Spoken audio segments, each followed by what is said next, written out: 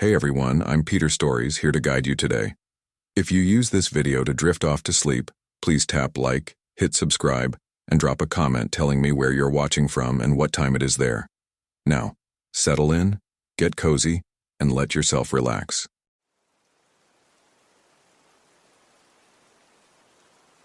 My name is Ezekiel Thornfield and I am 34 years old. I've been a park ranger at Olympic National Park for 12 years. This happened during the fall of 2001, when the missing person case of Cordelia Marsh turned into something that still haunts me every time I hear a woman's voice calling for help in the dark.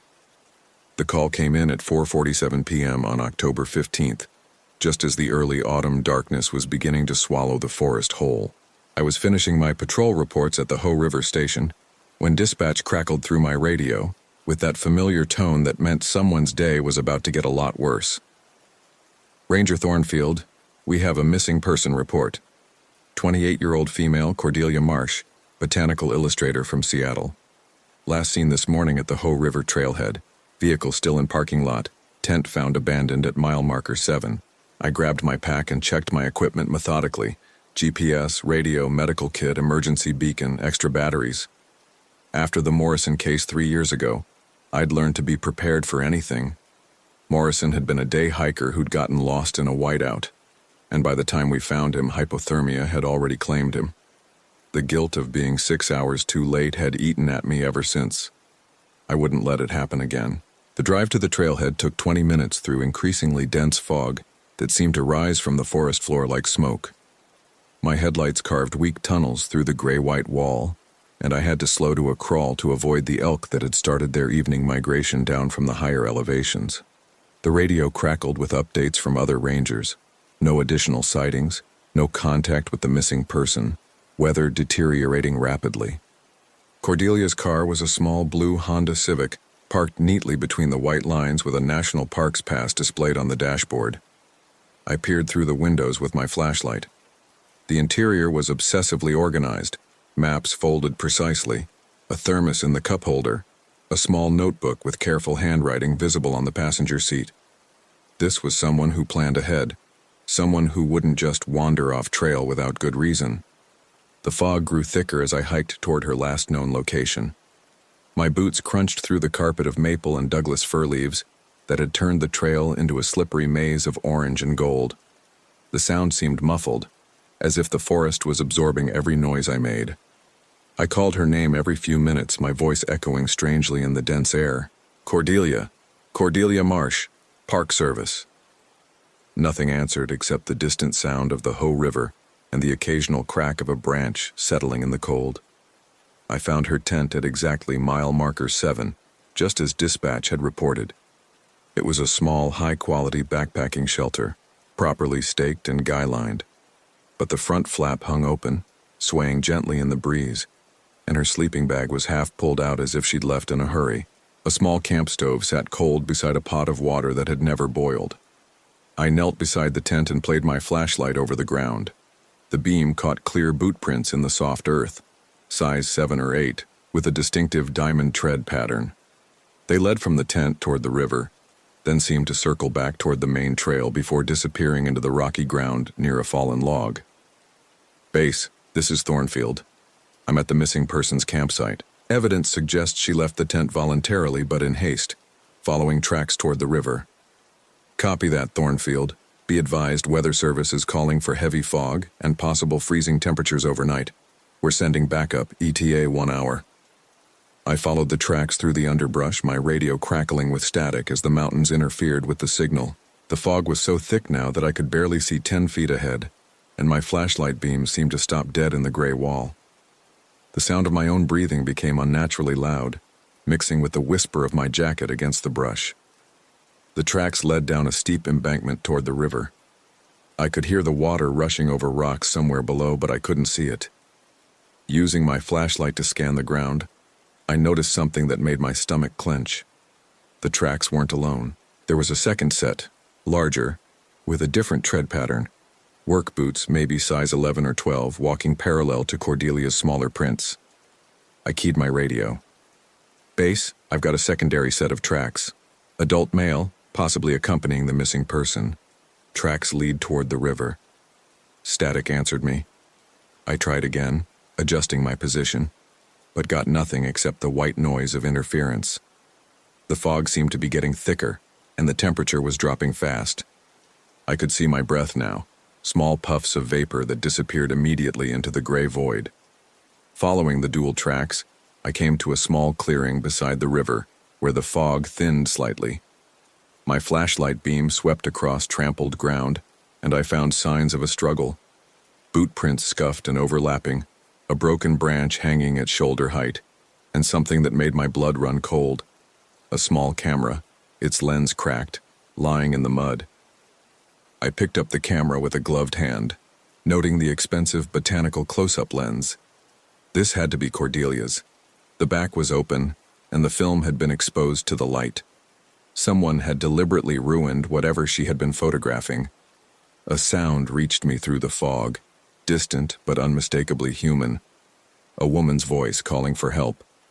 My heart hammered against my ribs as I strained to locate the direction. It seemed to come from across the river, maybe a quarter-mile downstream. "Cordelia!" I shouted back. "Stay where you are, I'm coming to get you!"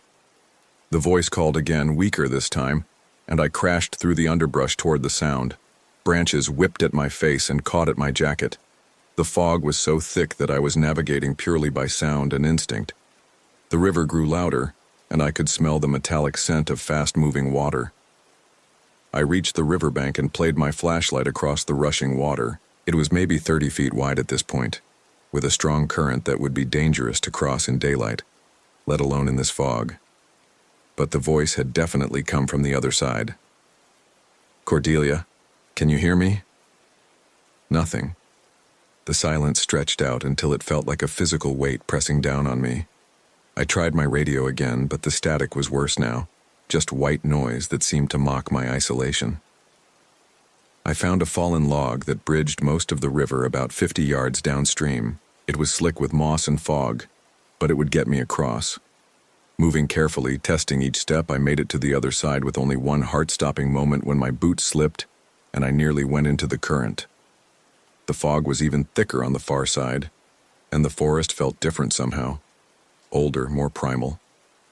The trees seemed to lean in around me, their branches forming a canopy so dense that my flashlight beam barely penetrated. I called Cordelia's name again, but my voice seemed to die just a few feet from my mouth.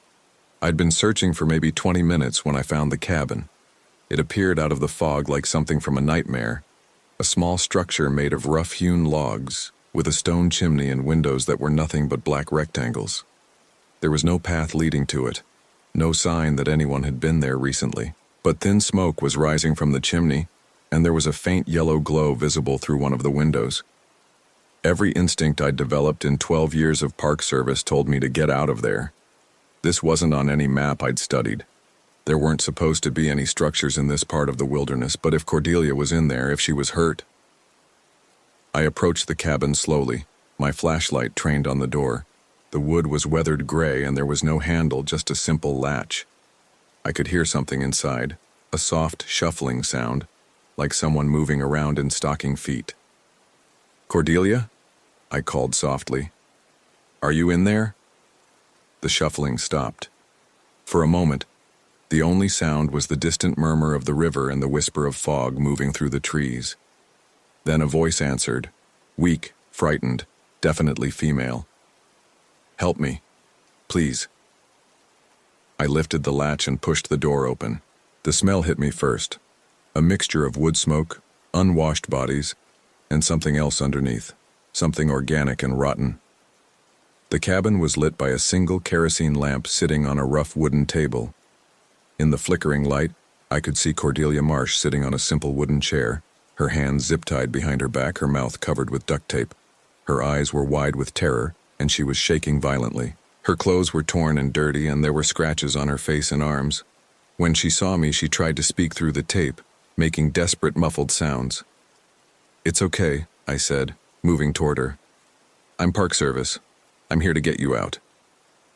I was reaching for my knife to cut the zip ties when I heard the voice behind me. "I wouldn't do that if I were you, Ranger." I spun around, my hand going instinctively to my radio. A man stood in the doorway, and it took me a moment to process what I was seeing. He was maybe 60 years old, tall and lean, with long gray hair and a beard that hadn't been trimmed in months. His clothes were military surplus, faded and patched. But it was his eyes that made my blood freeze. Pale blue, almost colorless, with the flat, empty stare of a predator. "Garrison Wolf," I whispered. He smiled, showing teeth that were yellow and broken. "Been a while since anyone called me by name. Most folks around here just call me the Woodsman. When they call me anything at all, Garrison Wolf." I'd read about him in the criminal justice courses I'd taken, studied his case during the academy. He'd been a drifter who'd killed at least 7 people across 3 states in the late 80s and early 90s. Young women mostly, taken from hiking trails and campgrounds. The FBI had tracked him to the Olympic Peninsula in 1993, but he'd disappeared into the wilderness. His body was never found, and eventually he'd been presumed dead. "You're supposed to be dead," I said, trying to keep my voice steady. "Dead?" He laughed, a sound like grinding glass. "Hell, son, I've never been more alive. 8 years I've been living in these woods, and they've been the best 8 years of my life. No laws, no rules, no one to tell me what I can and can't do. Just me and the forest and the occasional visitor." He stepped into the cabin, and I noticed he was carrying something, a long-handled axe, its blade gleaming in the lamplight. Behind him I could see a stack of firewood, and I realized with sick horror that some of the pieces were too white, too smooth to be wood. "Let her go," I said, unclipping my radio. "I've got backup coming. This place is going to be crawling with Rangers and FBI in an hour." Wolf's smile widened. "That radio hasn't worked since you crossed the river, has it? I've got a little device, military surplus, that jams signals in about a half-mile radius. Cost me a fortune on the black market, but it's worth every penny. Keeps me nice and private." I tried my radio anyway, but he was right, nothing but static. "As for your backup," he continued, "they'll never find this place. I've been very careful about that. This cabin doesn't exist on any map, doesn't show up in any satellite photos. I built it in a natural depression under the tree canopy. From the air, it's invisible." Cordelia was making desperate sounds behind the tape, and I could see tears streaming down her face. Wolf noticed my attention and turned to look at her with the proprietary air of someone admiring a prized possession. "Beautiful, isn't she? I've been watching her for 3 days, following her as she took her little pictures. She's very dedicated to her work, very focused." He ran a finger along the axe handle. "I like that in a woman. Shows character." "What do you want?" I asked, though I was afraid I already knew. "What I've always wanted. Peace and quiet, and the occasional entertainment." He gestured around the cabin. "I've got everything I need here. Food, shelter, privacy, and now I've got 2 new guests." I looked around the cabin more carefully, taking in details I'd missed in my initial shock. There were personal items scattered around: a woman's watch, a man's wallet, a child's stuffed animal, trophies. And in the corner, partially hidden by shadows, I could see what looked like a sleeping bag. It was stained dark with something that definitely wasn't mud.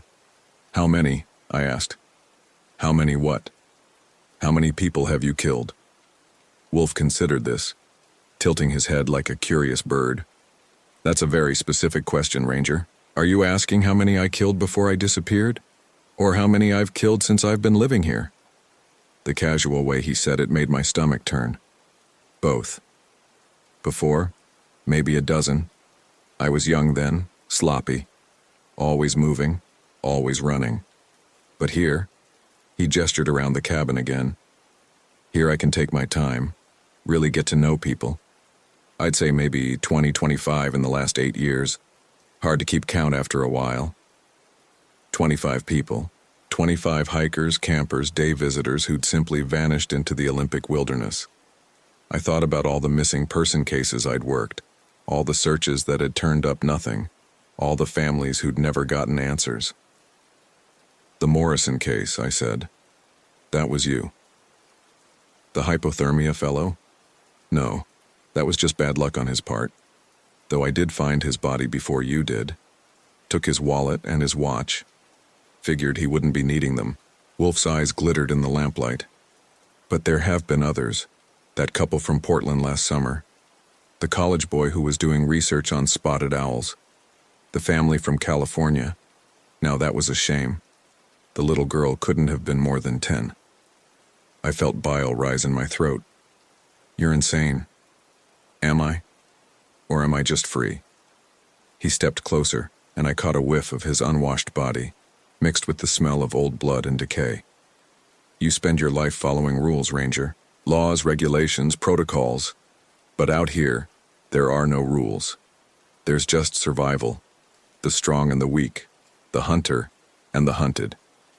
Cordelia made another desperate sound, and I realized she was trying to tell me something. Her eyes were wide, staring at something behind me. I started to turn, but Wolf's voice stopped me.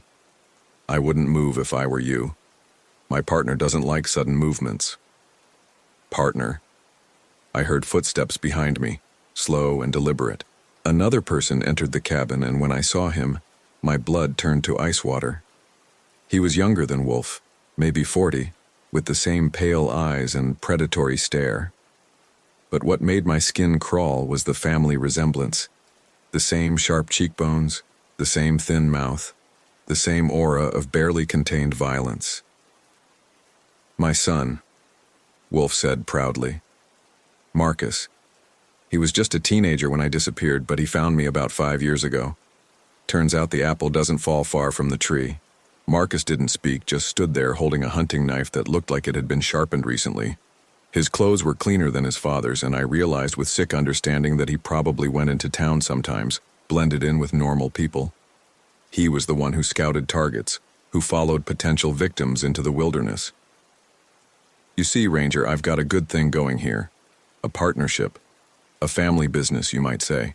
Wolf hefted the axe, testing its weight. Marcus finds them, I take care of them. Clean, efficient, sustainable. We've been very careful not to take too many from any one area. Don't want to attract attention. The FBI knows you're alive, I said desperately. They never closed your case. Do they? Well, maybe they do. But they don't know I'm here, and after tonight, they won't know anything at all. He nodded to Marcus. Take his radio and his weapon, and check him for backup devices. Marcus moved toward me, and I realized this was my only chance. I was outnumbered, outgunned, and completely cut off from help. But I had one advantage. I knew these woods better than anyone. I'd been hiking these trails for 12 years, and I knew every rock, every stream, every game trail. When Marcus reached for my radio, I grabbed his wrist and twisted hard. The knife went flying, and I heard him cry out in pain. I spun and drove my elbow into his solar plexus, then used his momentum to throw him into his father. Both men went down in a tangle of limbs, and I lunged for the door.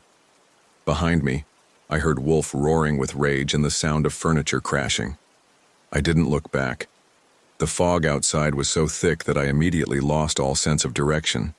I crashed through the underbrush, branches whipping at my face, trying to put as much distance as possible between myself and the cabin. Behind me, I could hear them shouting, organizing a pursuit. I needed to get back to the river, back to the log bridge, back to the main trail where I might have a chance of getting a radio signal. But in the fog, every direction looked the same. I stopped and tried to listen for the sound of water, but all I could hear was my own ragged breathing and the sound of my pursuers moving through the forest. A flashlight beam swept past me, maybe 50 yards away, then another, from a different direction. They were trying to surround me. I moved as quietly as I could, testing each step before putting my full weight down. The fog was both a blessing and a curse. It hid me from them, but it also made it impossible for me to navigate. I could be moving in circles for all I knew. Then I heard something that made my blood run cold, Cordelia's voice, calling for help. But it was coming from the wrong direction, from somewhere ahead of me instead of behind me where I'd left the cabin. Help me. Please. Someone help me. I stopped, trying to make sense of it. Had she escaped?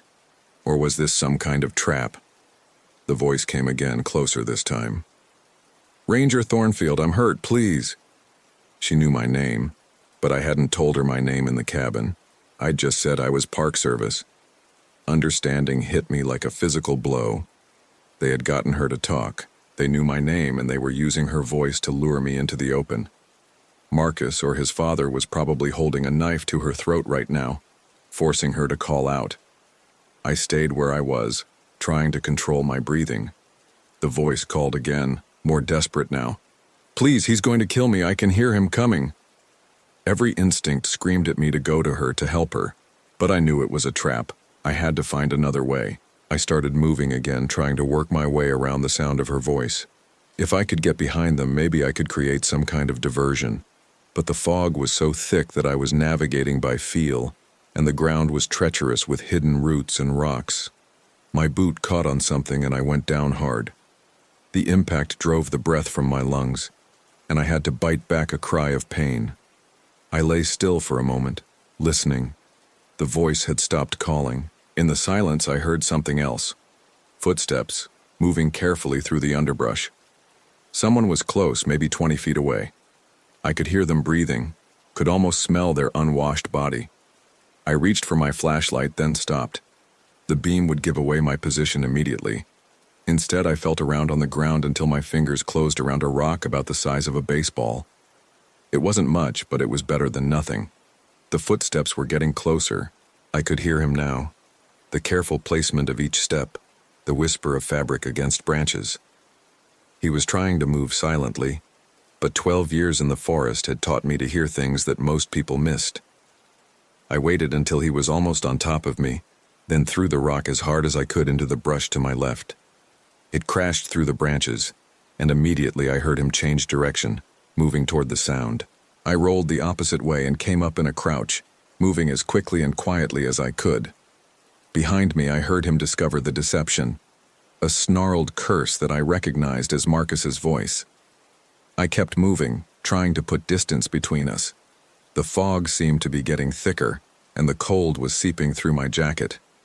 My hands were starting to go numb, and I could feel my body temperature dropping. If I didn't find shelter soon, hypothermia would do their work for them. Then I heard it, the sound of water. The river was close, maybe 100 yards away. If I could reach it, I could follow it back to the log bridge, back to the main trail, back to civilization. I moved toward the sound, but carefully. The riverbank would be slippery, and a fall into the fast-moving water would be fatal. As I got closer, I could see the fog thinning slightly, and I caught glimpses of the dark water rushing over rocks. I found the log bridge, or what I thought was the log bridge. In the fog, it was hard to be sure, but it was a fallen tree that crossed the river, and that was good enough for me. I started across, moving inch by inch, testing each step. I was halfway across when I heard Wolf's voice behind me. Going somewhere, Ranger? I looked back and saw him standing on the riverbank, his axe in his hands. In the fog, he looked like something out of a nightmare. Tall, gaunt, with those pale eyes gleaming in the darkness. You can't run forever, he called. These are my woods. I know every tree, every rock, every trail. You're just postponing the inevitable. I didn't answer, just kept moving across the log. Below me, the river rushed past, black and cold and deadly. If I fell, I'd be swept away in seconds. You know what I'm going to do to you? Wolf continued, his voice carrying easily across the water. I'm going to take my time. I'm going to make you watch while I work on that pretty botanist. I'm going to make you beg. I reached the other side and dropped down to the riverbank. The fog was lighter here, and I could see the outline of the main trail about 50 yards away. If I could reach it, I might be able to get a radio signal. Behind me, I heard Wolf start across the log bridge. He was moving faster than I had, more confident in his footing. I started running. The main trail was a blessed relief after the chaos of the trackless forest. I knew exactly where I was now, about a mile from the trailhead, maybe 2 miles from the Ho River station. I pulled out my radio and tried to call for help. Static. Still nothing but static. I kept running, stopping every few hundred yards to try the radio again. Behind me, I could hear Wolf crashing through the forest, but he was losing ground. I was in better shape, and I knew the trail better than he did. At the half-mile marker, I finally got a signal. Base, this is Thornfield. Emergency. I need immediate backup at the Ho River Trail. Multiple homicides, armed suspect, missing person in immediate danger. Thornfield, this is Base. Copy emergency. Are you injured? Negative, but I'm being pursued. Suspect is Garrison Wolf, wanted for multiple murders. He's alive and operating out of a cabin somewhere near mile marker 7.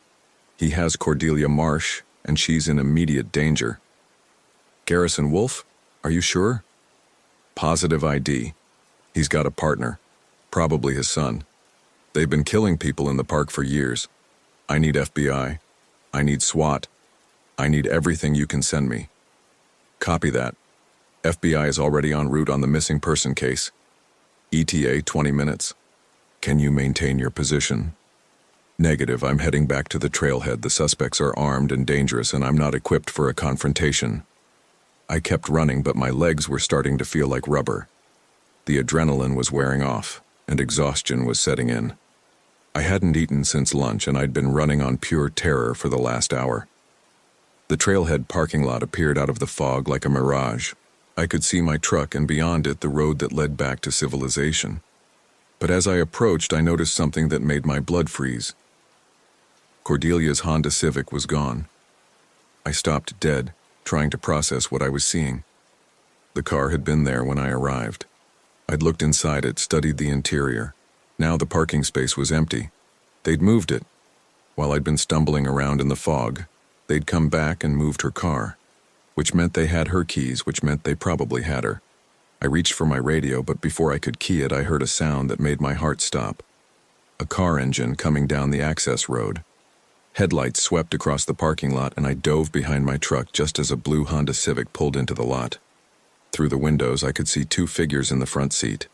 The driver was Marcus, and sitting beside him, apparently unharmed, was Cordelia Marsh. They parked in the same spot where the car had been before, and both of them got out. In the better light of the parking lot, I could see that Cordelia looked different somehow. Her clothes were clean, her hair was combed, and she was walking normally, not like someone who'd been held captive for hours. Marcus said something to her that I couldn't hear, and she nodded. Then they both started walking toward the trailhead. I watched them go, trying to understand what I was seeing. Was she cooperating with them? Had she been brainwashed somehow? Or was this some kind of elaborate trap? I waited until they were out of sight, then called for backup again. Base, this is Thornfield. The suspects are mobile. They're using the missing person's vehicle, and they appear to have her with them. They're heading back up the trail. Thornfield, FBI is 5 minutes out. Hold your position. 5 minutes.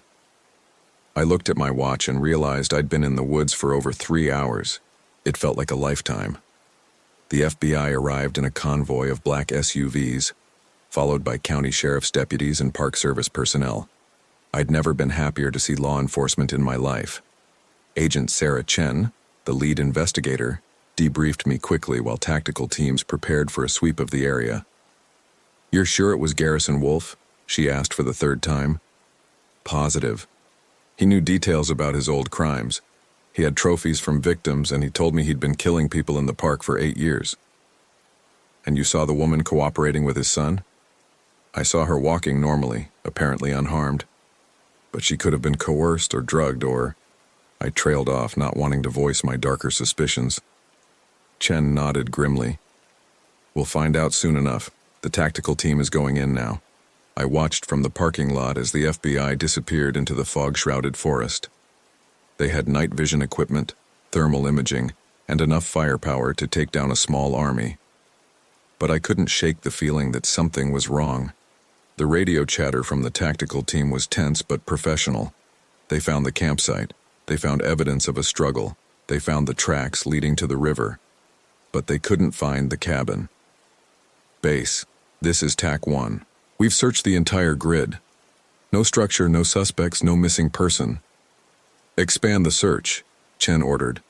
"That cabin is out there somewhere." But after 6 hours of searching, they found nothing. No cabin, no Wolf, no Marcus, no Cordelia. It was as if they'd all simply vanished into the wilderness. The search continued for 3 days. with helicopters, search dogs, and dozens of personnel combing every square mile of the area. They found nothing, no cabin, no bodies, no trace of any human presence except for the abandoned campsite. On the fourth day, Agent Chen called me into her temporary command post. "We need to talk, Ranger Thornfield." I sat down across from her, noting the skeptical expression on her face. "You don't believe me?" "I believe you experienced something traumatic. I believe you encountered someone in those woods who threatened you. But Garrison Wolf has been dead for 8 years. We found his body in 1999, in a cave about 50 miles from here. Positive DNA match." I felt like I'd been punched in the stomach. "That's impossible. I talked to him. He told me things about his crimes that were never made public." "What things?" I tried to remember the specific details he'd mentioned, but they seemed to be slipping away from me like water through my fingers. He knew about the Portland couple and the college student. Chen consulted her notes. There was no Portland couple and no college student researching spotted owls. "We've checked every missing person case in the park for the last 10 years. None of them matched the descriptions you gave us." "But Morrison died of hypothermia, just like we thought." The coroner confirmed it. I stared at her, trying to process what she was telling me. "Then what did I see? Who was I talking to?" "That's what we're trying to figure out. You were alone in the woods for several hours in dense fog under extreme stress. It's possible you experienced a psychological episode, hallucinations, false memories, paranoid delusions. And Cordelia Marsh is safe at home in Seattle. She never went camping. She never applied for a park permit. She doesn't exist in any of our records." The world seemed to tilt around me. I saw her car. I looked inside it. "You saw a blue Honda Civic. There are thousands of them, but it didn't belong to anyone named Cordelia Marsh." I left the command post feeling like my entire reality had been shattered. Everything I'd experienced, everything I'd seen and heard and felt, had been a product of my own mind. The stress of the Morrison case, the isolation of the job, the pressure of always being responsible for other people's lives, it had all finally caught up with me. But there was one thing that bothered me, one detail that didn't fit with the psychological episode theory. I went back to the parking lot where I'd first seen Cordelia's car. The space was empty now, but I could still see the oil stain on the asphalt where a car had been parked. I knelt down and touched the stain with my finger. It was fresh, still slightly wet. And in the oil, I could see the faint impression of a diamond tread tire. The same tread pattern I'd seen in the mud beside Cordelia's tent. I stood up and looked around the parking lot. There were security cameras mounted on the ranger station, cameras that would have recorded everything that happened that night. But when I asked Chen about them, she told me they'd been malfunctioning for weeks. I drove home that night with more questions than answers. The official report would say that I'd experienced a stress-induced psychological episode, that I'd hallucinated the entire encounter. I'd be given mandatory counseling, possibly transferred to a different station, maybe even asked to take early retirement. But I knew what I'd seen. I knew what I'd experienced. And I knew that somewhere in the Olympic wilderness, there was a cabin that didn't exist on any map, where terrible things had happened and might still be happening. I never saw Cordelia Marsh again. But sometimes, on foggy nights when I'm alone in the woods, I hear her voice calling for help. And sometimes, just sometimes, I catch a glimpse of a blue Honda Civic parked where it shouldn't be, waiting for someone who will never come home. The Morrison case still haunts me, but not in the way it used to. Now I wonder if he really died of hypothermia, or if he met the same fate as all the others who vanished into the wilderness over the years. All the missing persons cases that were never solved, all the searches that turned up nothing, all the families who never got answers. I know what Chen and the FBI think. They think I cracked under pressure, that I invented an elaborate fantasy to cope with the stress of my job. Maybe they're right. Maybe I did lose my mind that night in the fog. But every time I drive past the Ho River trailhead, I see that oil stain. And every time I work a missing person case, I wonder if they're really lost or if they've found their way to a cabin that doesn't exist. where a dead man and his son are waiting with an axe and a hunting knife. The woods have secrets, and some of them are better left buried. But I know what I saw that night. I know who I met in that cabin. And I know that somewhere in the Olympic wilderness, Garrison Wolf is still out there, still hunting, still killing, still waiting for the next visitor to come too far into the woods on a foggy night. I've been a park ranger for 12 years now, and I've learned that the most dangerous predators aren't the bears or the cougars. They're the ones that look human, that sound human, that know how to make you trust them right up until the moment they show you what they really are. The Cordelia Marsh case was officially closed as a mistaken identity situation. There was no missing person, no crime, no victim. Just a ranger who'd gotten lost in the fog and lost his mind in the process. But I know better. I know that somewhere in those woods, she's still waiting for someone to find her. 3 months after the incident, I was transferred to Mount Rainier National Park. The official reason was operational needs, but everyone knew the real reason. I was the ranger who'd had a breakdown, who'd seen things that weren't there, who couldn't be trusted to handle the stress of missing person cases. The transfer was supposed to be a fresh start, but I couldn't shake the feeling that I was being watched. Not by my new colleagues, though they certainly kept their distance, but by something else. Something that had followed me from the Olympic Peninsula. It started with small things. Personal items that weren't where I'd left them. Footprints in the mud outside my cabin that didn't match any of the standard Park Service boots. The smell of wood smoke on windless days when no fires were permitted in the area. Then came the missing hikers. The first was a geology student from the University of Washington who'd been collecting rock samples near the Nisqually Glacier. Sarah Kim, 23 years old, experienced hiker, proper equipment, detailed itinerary filed with the Park Service. She was supposed to return to her car by 5 p.m. on a Tuesday. When she didn't show up by Wednesday morning, the search began. I volunteered for the search team, despite my supervisor's obvious reluctance. I needed to prove to myself and to them that I could handle it, that whatever had happened at Olympic was behind me. We found her campsite on Thursday, 2 days after she'd gone missing. Like Cordelia's camp, it looked like she'd left in a hurry.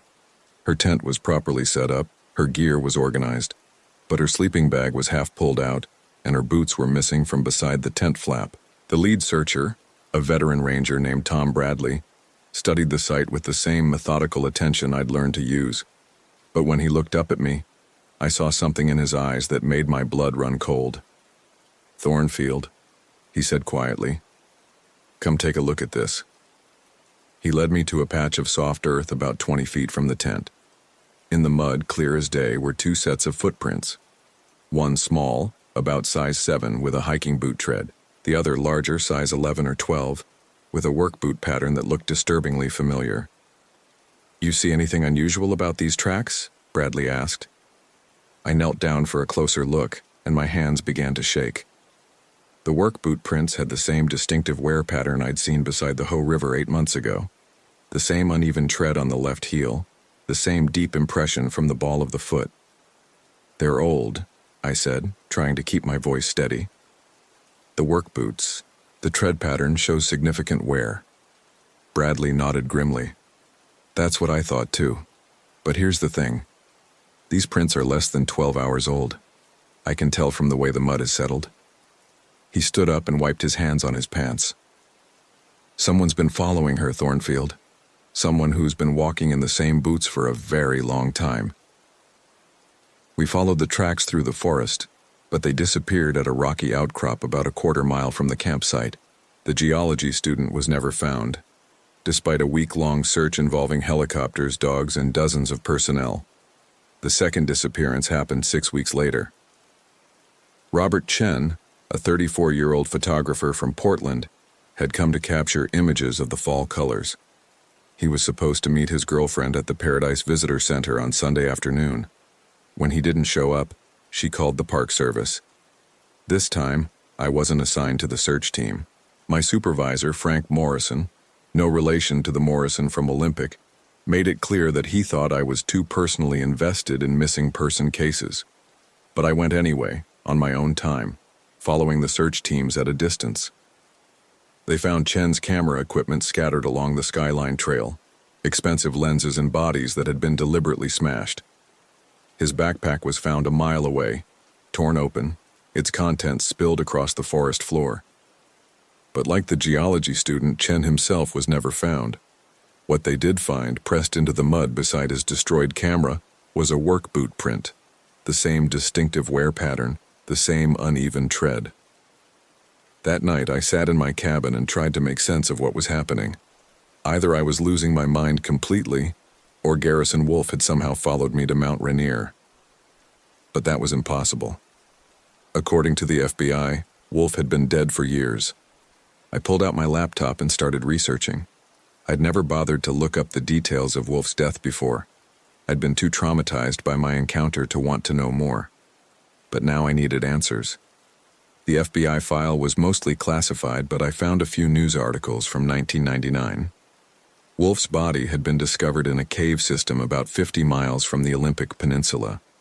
The remains were badly decomposed, but DNA testing had confirmed the identity. He'd apparently died of exposure, possibly while trying to escape a manhunt. But as I read the details, something bothered me. The cave where his body was found was in an area that had been extensively searched during the original manhunt. If he'd died there, why hadn't they found him earlier? I dug deeper, cross-referencing missing person cases from the Pacific Northwest over the past decade. What I found made my blood run cold. There had been dozens of disappearances in wilderness areas across Washington, Oregon, and Northern California. Hikers, campers, day visitors who'd simply vanished without a trace. The cases spanned multiple jurisdictions, so no one had ever connected them. But when I plotted them on a map, a pattern emerged. The disappearances formed a rough circle, with Mount Rainier at the center. Over the years, the circle had been slowly contracting, as if someone was working their way inward toward the mountain.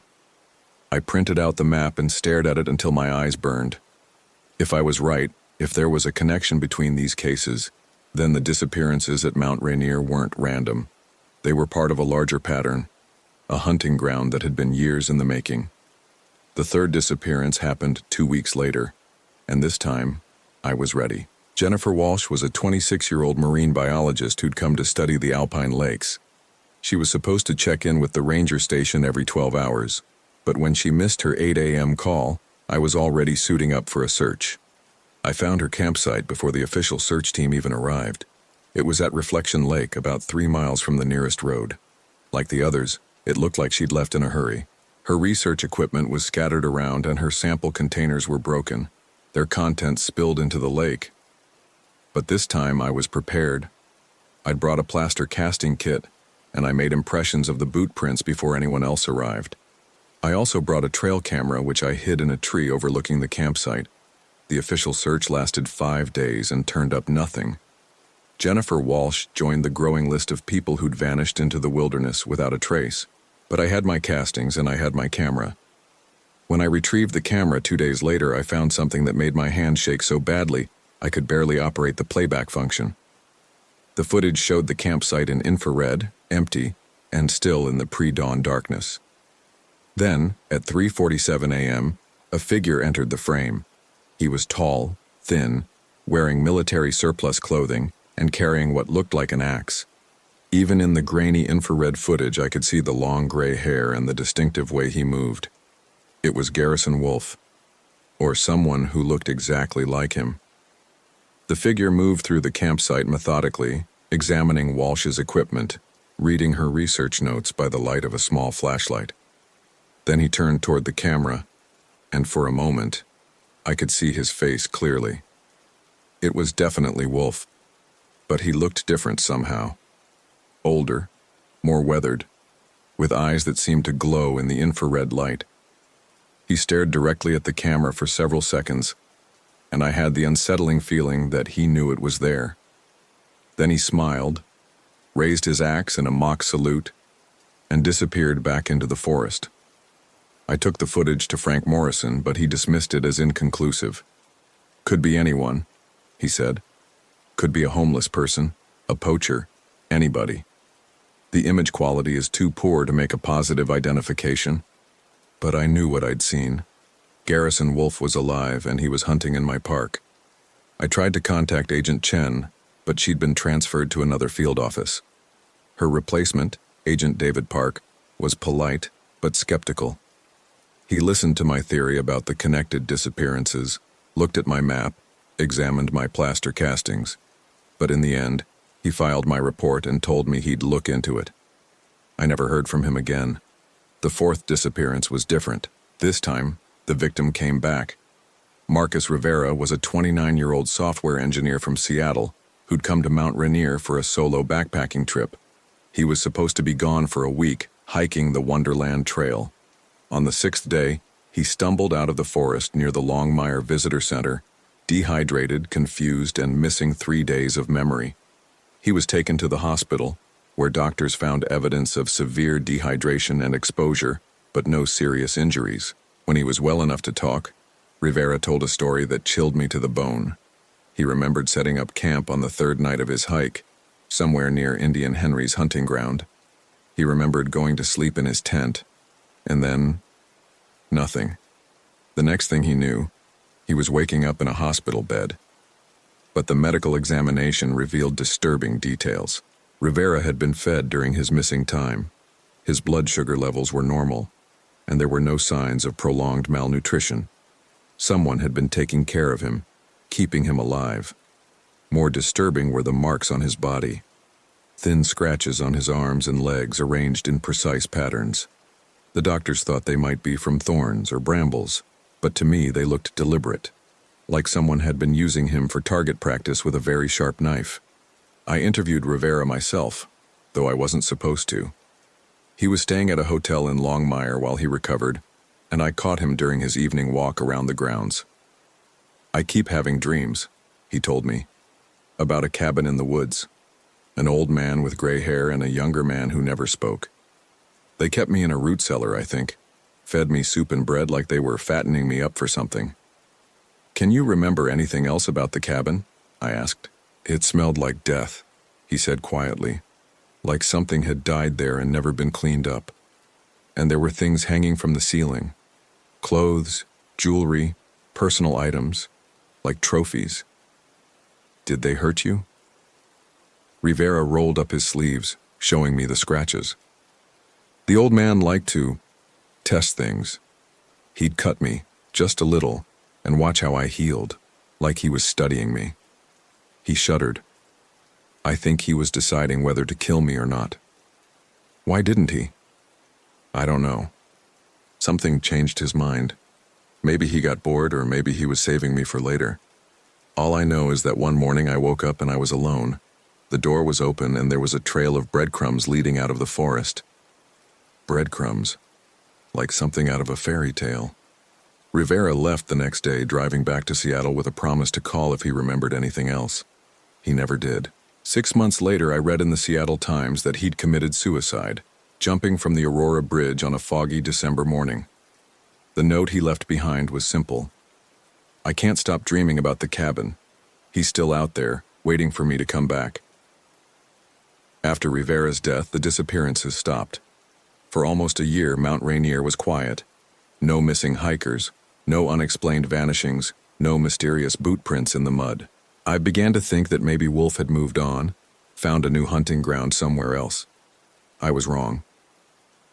The end came on a foggy October night, almost exactly 2 years after my encounter at Olympic. I was finishing my evening patrol when I got a call from dispatch.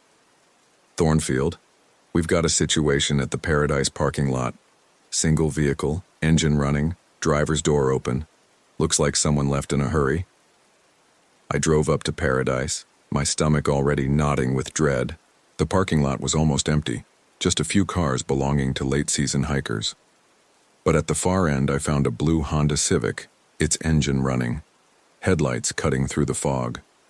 The driver's door was open, and the interior light was on. I could see a purse on the passenger seat, a road atlas folded to show the route from Seattle to Mount Rainier. On the dashboard was a park permit freshly purchased. The name on the permit was Cordelia Marsh. I stood beside the car for a long moment, trying to process what I was seeing. It was impossible. Cordelia Marsh didn't exist. The FBI had proved that. She was a figment of my imagination, a product of my psychological breakdown. But the car was real. The permit was real. And when I looked inside the purse, I found a Washington State driver's license with her photo and name. She looked exactly like I remembered her. I called for backup and started a search of the area. The fog was so thick that I could barely see 20 feet in any direction. But I followed the standard protocol. I checked the restrooms, the visitor center, the nearby trails. Nothing. Then I found the tracks. They started at the driver's door of the Honda and led across the parking lot toward the Skyline Trail. 2 sets of prints, one small, about size 7, and one larger, with the familiar work boot pattern. But these tracks were different from the others I'd seen.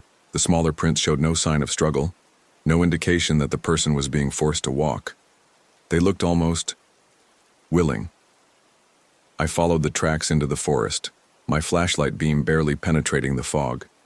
The trail was treacherous in the darkness, with roots and rocks hidden by the mist. But I kept going, driven by a compulsion I couldn't explain. The tracks led me off the main trail and into a section of forest I'd never seen before. The trees were older here, more massive, with trunks that disappeared into the fog above. The air was still and heavy, and I could smell wood smoke mixed with something else, something organic and rotten. Then I saw the light. It was just a faint yellow glow through the trees, but it was enough to guide me forward. As I got closer, I could make out the shape of a building, a small cabin made of rough-hewn logs, with a stone chimney and windows that glowed with lamplight. The same cabin I'd seen 2 years ago at Olympic. I stopped at the edge of the clearing, my heart hammering against my ribs. This was impossible. The cabin couldn't be here. It couldn't exist in 2 different places, hundreds of miles apart. But there it was, solid and real, with smoke rising from its chimney and the sound of voices coming from inside. I crept closer, trying to see through the windows.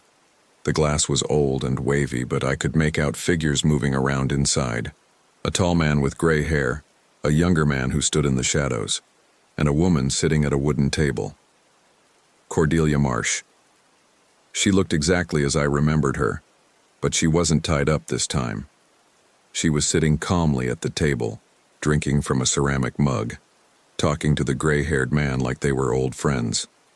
I could hear snatches of their conversation through the thin walls. "Took you long enough to find me," she was saying. "I knew you'd come back." The man replied. It was definitely Wolf's voice. "They always come back eventually." "What about the ranger? He's out there somewhere." "Oh, he'll find us. He always does. That's what he's for." I felt a chill that had nothing to do with the fog. They were talking about me.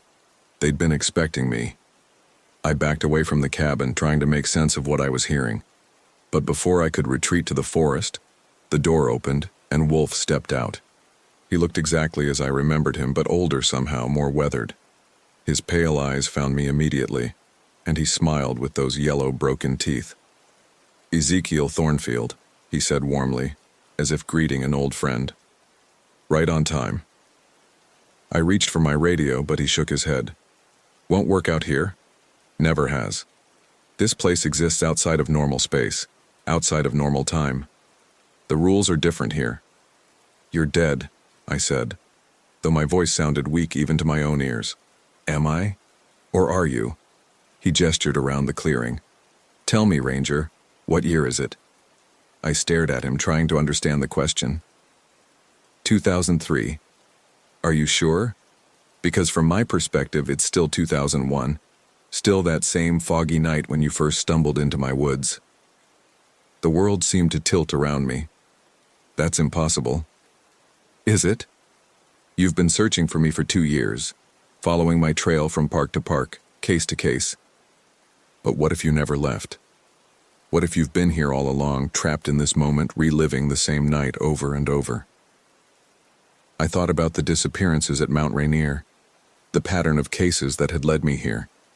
Had they really happened, or were they just echoes of this night, ripples in a pond that had been disturbed 2 years ago? "The people who disappeared," I started. "Were you," Wolf finished.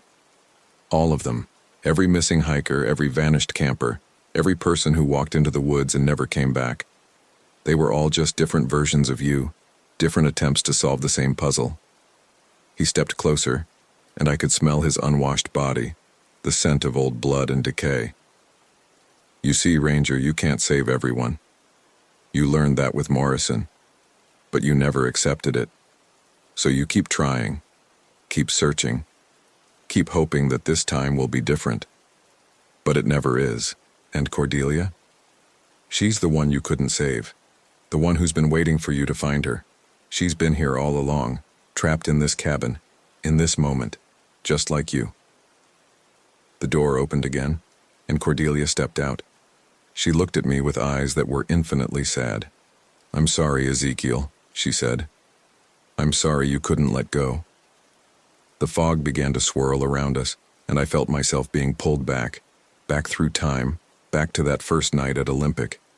The cabin faded, the forest dissolved, and I was standing once again beside the Hoh River, calling out into the darkness. "Cordelia! Cordelia Marsh! Park Service!" And somewhere in the fog, a woman's voice answered, weak and frightened. "Help me! Please!"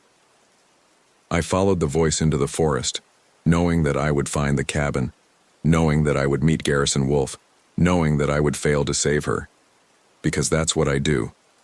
That's what I am. I am the ranger who couldn't let go, who keeps searching for the one person he couldn't save. I am trapped in this moment, in this night, in this endless cycle of failure and guilt.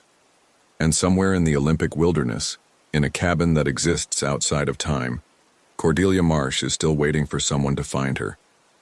The fog closes in and the cycle begins again.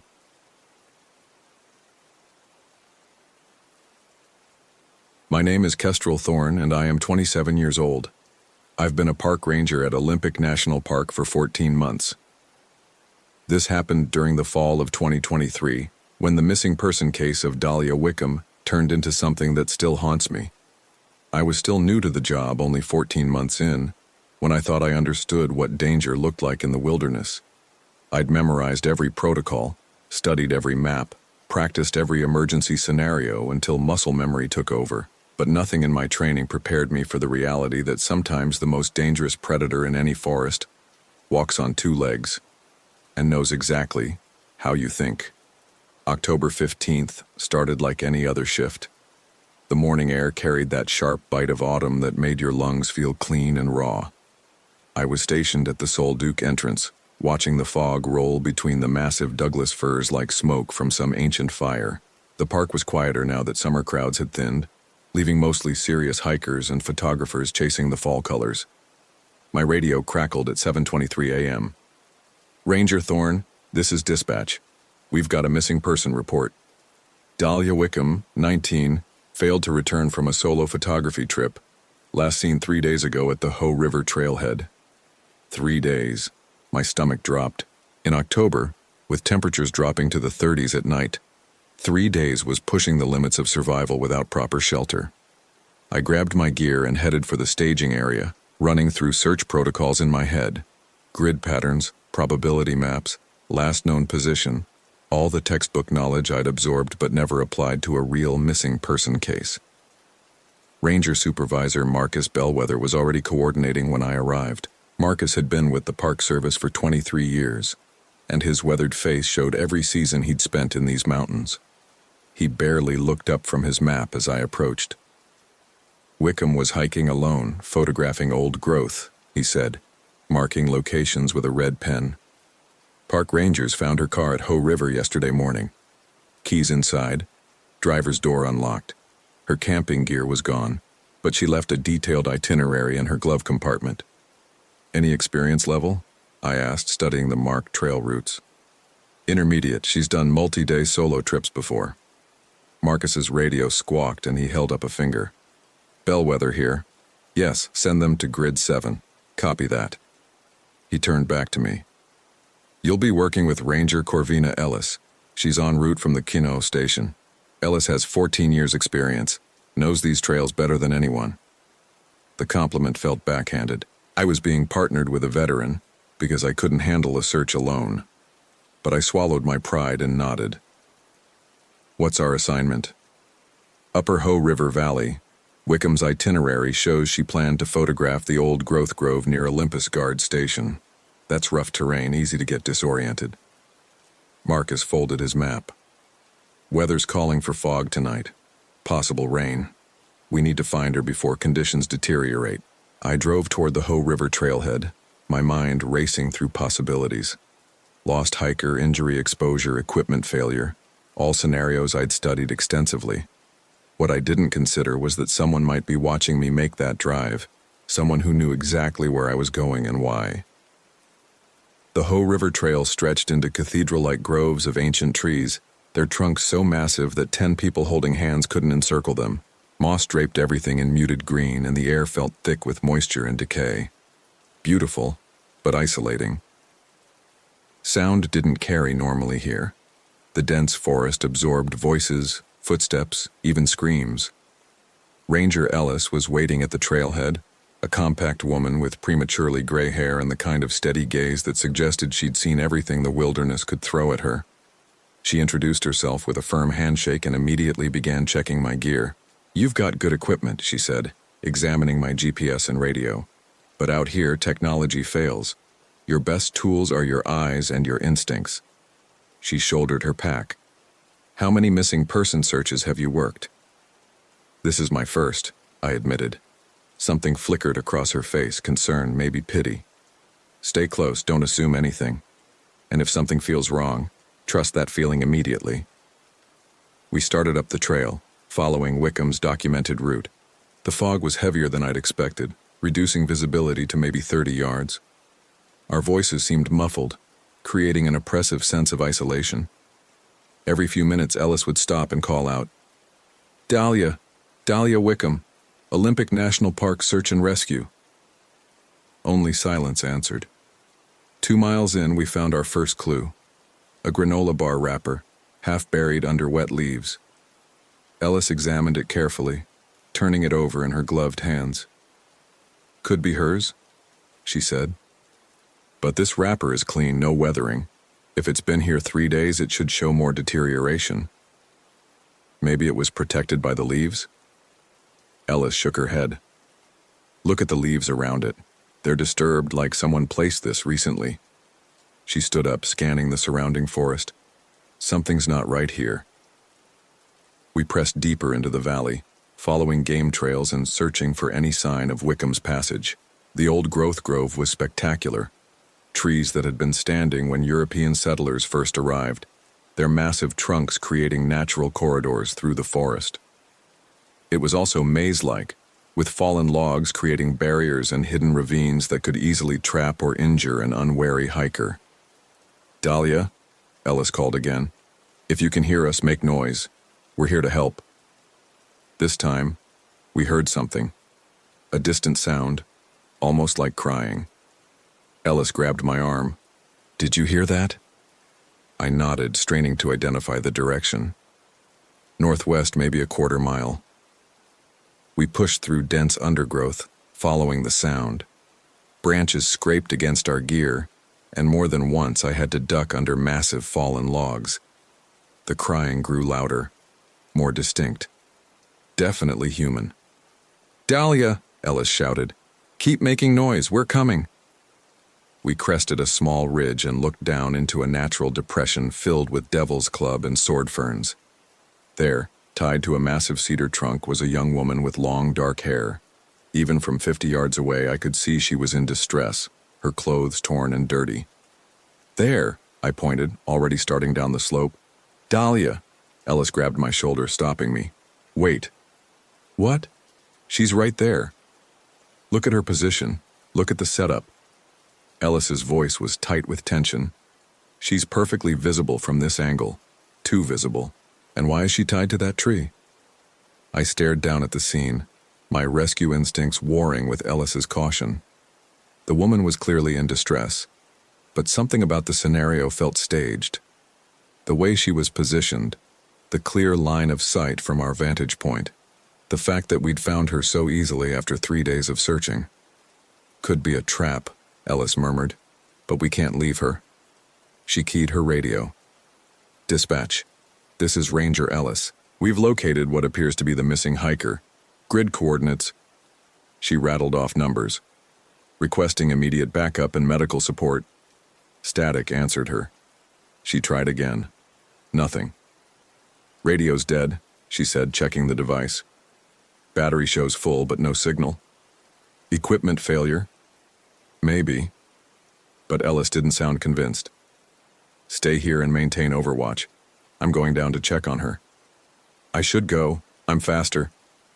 You're inexperienced. Ellis's voice was firm. If this is a trap, I need someone up here who can escape and get help. She started down the slope, moving carefully through the undergrowth. I watched through my binoculars as she approached the bound woman. Even from this distance, I could see Ellis's cautious movements, the way she constantly checked her surroundings.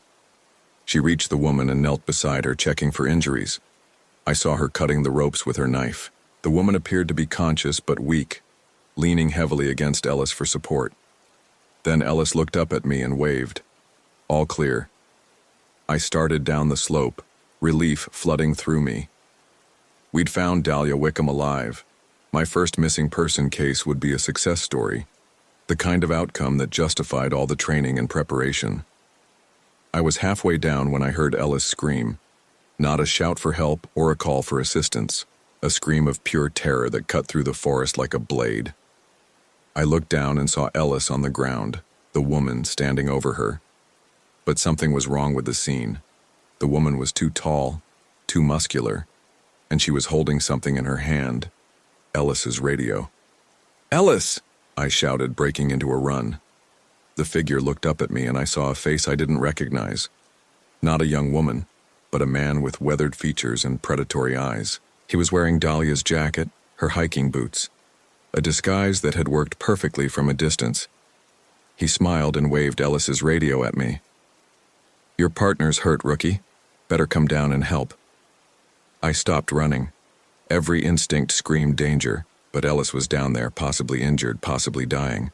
I couldn't abandon her. "Where's Dahlia Wickham?" I called out. "She's safe," the man replied. "For now, but your friend here needs medical attention. Clock's ticking." I keyed my own radio. Dead. He was jamming the signal somehow, or the equipment was being interfered with. I was isolated, cut off from backup, with a potentially dangerous individual holding my partner. "What do you want?" I shouted. "I want you to come down here so we can have a proper conversation. About hunting, about survival, about what happens when the predator becomes the prey." Ellis groaned and moved slightly. Still alive, but clearly hurt.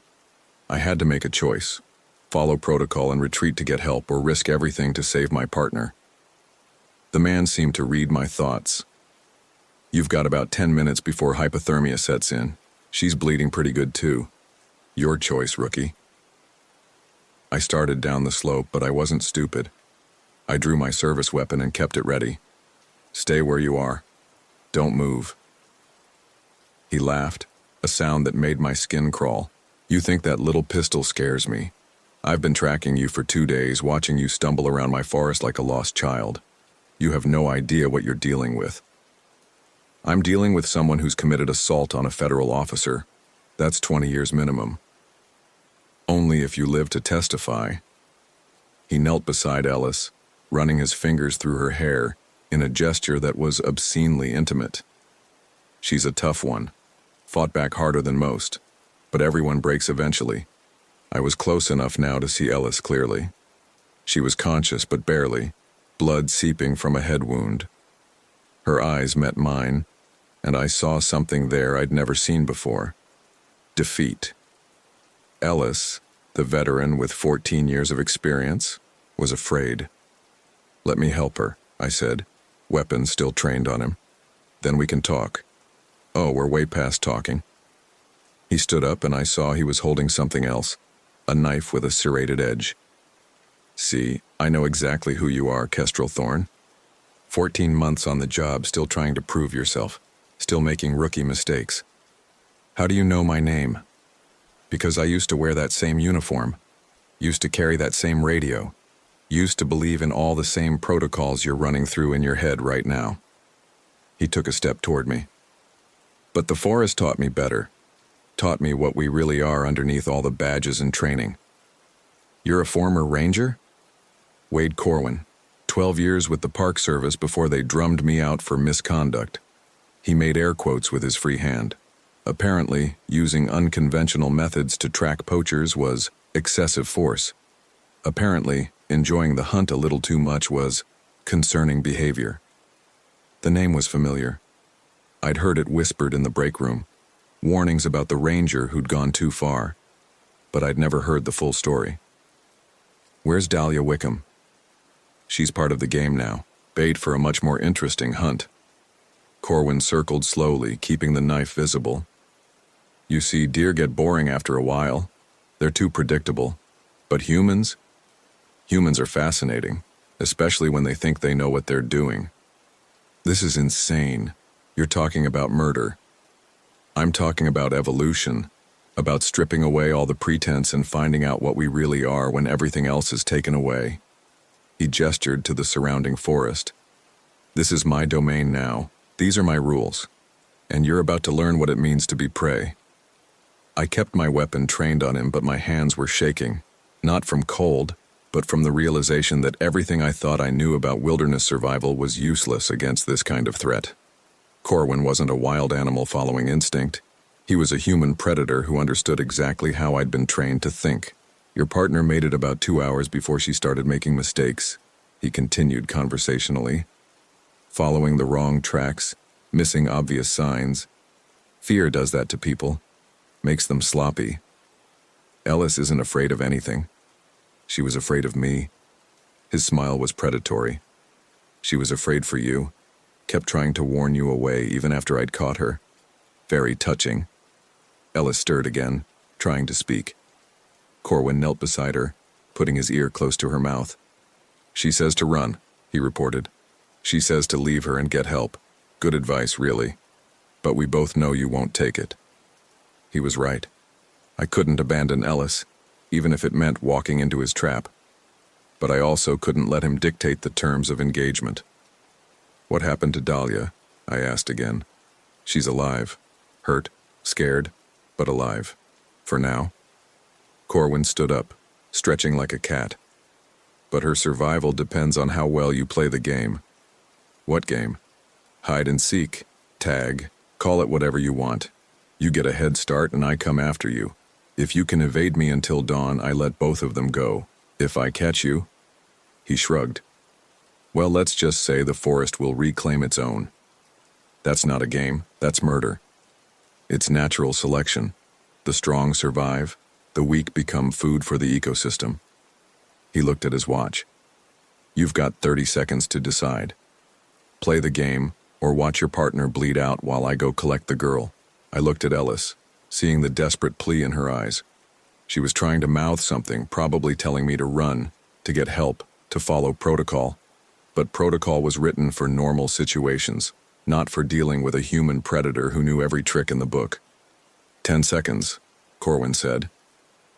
I made my decision. Fine. But if I win, you let both of them go and turn yourself in. Deal. His grin was feral. But when I win, you join them. 3 trophies for my collection. How do I know you'll keep your word? Because this is about the hunt, not the kill.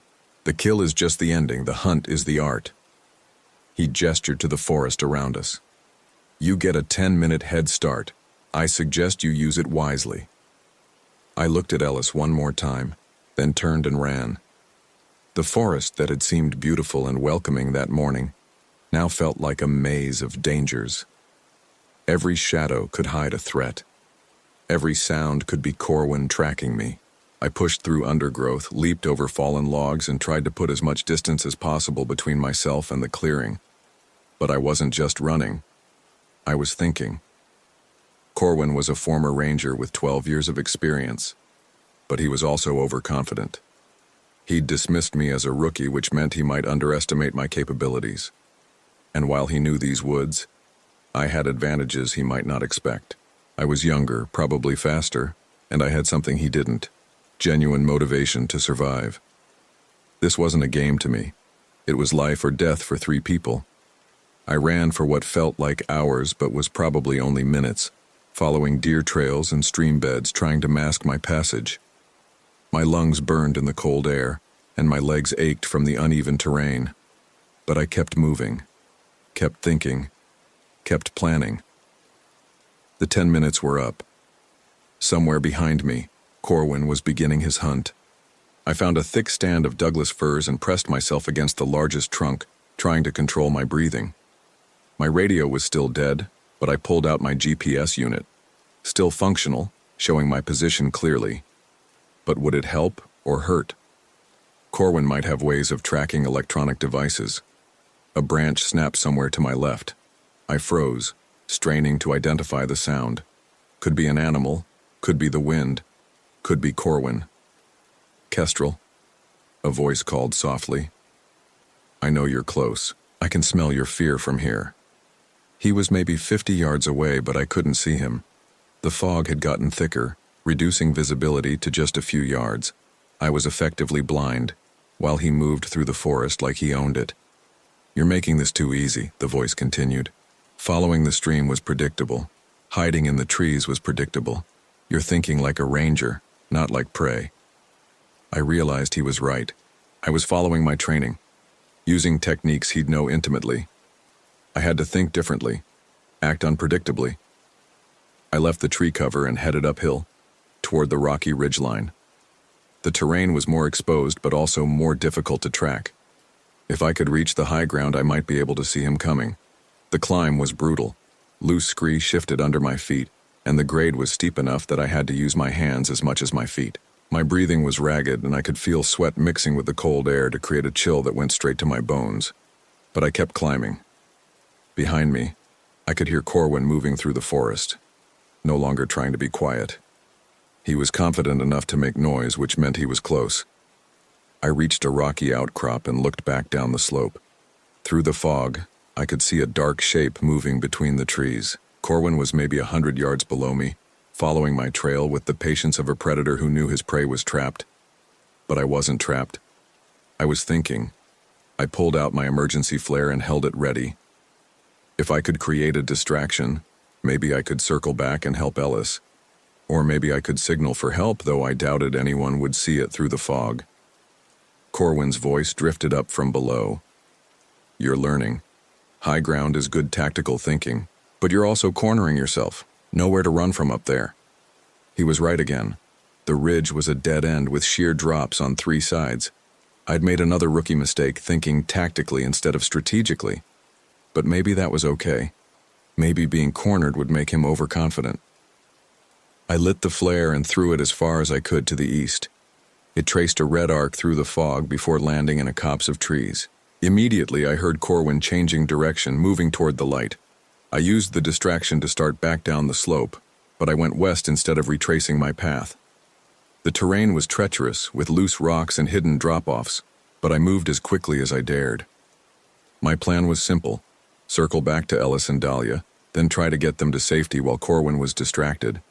It wasn't much of a plan, but it was better than being hunted like an animal. I was halfway down the slope when I heard Corwin laugh. "Nice try, rookie, but I've been hunting these woods for years. You think a simple misdirection is going to fool me?" He was close. Too close. I could hear branches breaking as he moved through the undergrowth, and he was heading straight for me. I abandoned stealth and ran, crashing through the forest like a panicked deer. Behind me, Corwin gave chase, no longer bothering with psychological games. This was pure pursuit now. Predator chasing prey through the wilderness. I reached the stream and splashed across, hoping the water would mask my scent. On the far side, I dove into a thicket of devil's club, ignoring the thorns that tore at my clothes and skin. The pain was nothing compared to the terror of being caught. Corwin reached the stream and paused. I could hear him moving along the bank, looking for signs of my passage. He was breathing hard too, I realized. He was human, not some supernatural hunter. He could be tired, make mistakes. "You're good," he called out. "Better than I expected. But you're still thinking like prey, always running, always hiding, never taking the offensive." He was trying to provoke me, get me to make a mistake. But he was also revealing something important. He respected my abilities more than he'd initially let on. That meant I had a chance. I waited until I heard him move away from the stream. Then I carefully extracted myself from the thicket. My clothes were torn and bloody, but I was mobile. More importantly, I was angry. Corwin had turned my first missing person case into a nightmare, had hurt my partner and was holding an innocent woman hostage. The fear was still there, but it was mixed with something else now. Determination. I started back toward the clearing where I'd left Ellis, but I moved differently now, not like prey but like a hunter. I used the terrain to my advantage, moved silently through the undergrowth and planned my approach carefully. When I reached the edge of the clearing, I saw Ellis still tied to the tree, but she was conscious now. She'd managed to sit up and was looking around alertly. No sign of Dahlia, which meant Corwin had moved her somewhere else. I circled the clearing, looking for the best approach. Ellis saw me and shook her head slightly. A warning. I paused, scanning the area more carefully. There. A tripwire stretched between two trees, positioned exactly where I would have approached from. Corwin had anticipated my return and set a trap. But if he'd set one trap, there were probably others.